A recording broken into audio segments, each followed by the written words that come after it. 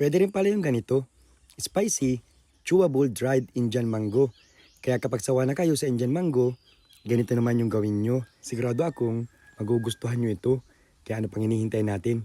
Umpisahan na natin ito. Para nga po, sa ating dried mango, Indian mango version, balatan lang po natin yung mga Indian mango. Ito po siya. Nasa 3 kilo po ito mahigit. Hindi pa po siya hinog na hinog. Kumbaga po, manibal lang po ang tawag nito sa amin. Manibal.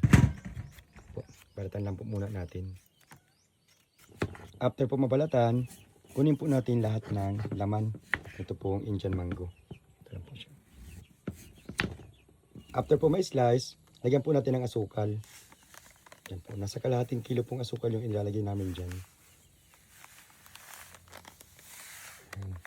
And then yan po, hahayaan po natin yan. Ngayon po buong magdamag. Yan po asukal na yan, kung saan na lang po yung matutunaw. Takpan na po muna natin. Kalipas po yung 24 hours, ito na po yung Indian mango na binabad ko po sa asukal.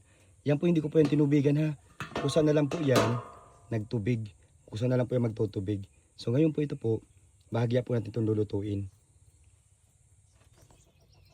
Lutuin ko lang po ito ng mabilis. Siguro po mga up to 10 minutes po.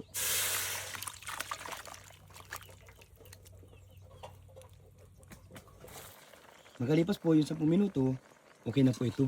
Hanguin na po natin kaagad dyan. Kasi kapag nasubrahan po, magiging naman po yung malambot na masyado. Tama-tama lang po yung ganun. And then ito po, palamigin po muna natin yan. Ready na po yan para ibilad o patayuin po sa araw.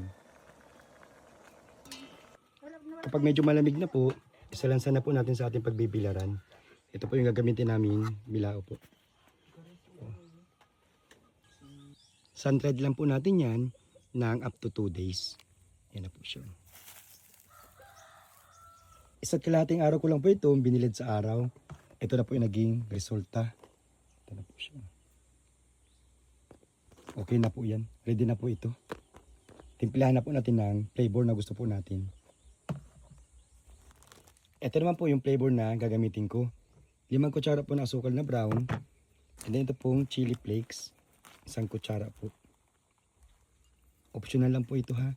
Nasa inyo na po yan kung ano pong gusto nyong flavor. Pwede naman po na asukal lang po na plain. And then kunti po nitong chili powder. Mga 1/2 teaspoon po. And then mix po natin yan.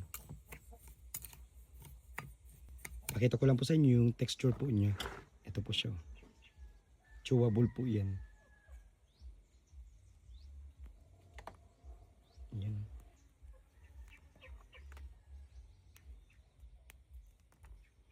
Ilagay po natin yung nagawa po natin na mixture.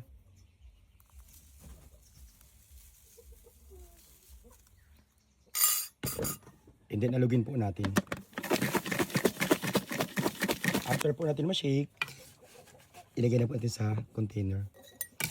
Ilalagay natin.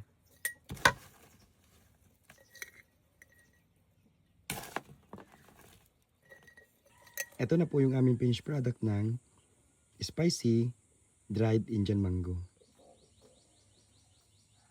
Siyempre po, patitikpan po natin yung kay mother.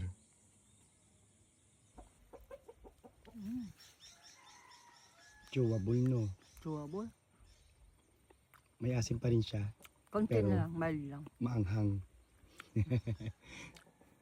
So yun lang po na ano yung ano ni mother.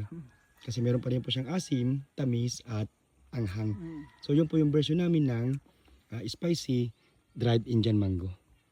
Yun po. Bye-bye.